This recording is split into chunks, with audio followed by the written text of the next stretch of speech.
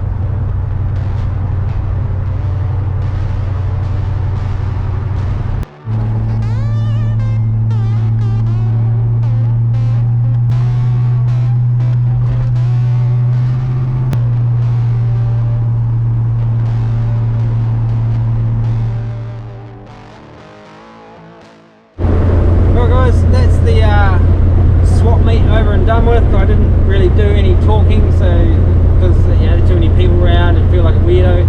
So just as you've seen, if you're still watching at this point, it'll probably just be a bunch of like time-lapsey stuff with some YouTube music playing in the background gently. I did pick up a couple of little goodies, which I'll show you when we get that far in the build, whether they go on this, the bomb truck, or whether they go on the Area 51 project. That remains to be seen at this point. Spoiler alert, one of those things, bullet caps. So I got them for a good price. They're brand new. Well, they've been on a car, but like for a matter of weeks, from what the fella told me. Still in their original packaging, so there you have it. Got me some of them, and I've got a hole punch thing, just a tool. So there's a good turnout of cars at the event, at the swap meet, so it's a bit of a kind of car show and shine type of deal. Well, bomb truck wasn't shiny, it's covered in dust, and swap meet. So there's it's supposed to be all automotive at the swap meet, but there's a bit of household junk there too, so I didn't bother filming any of that.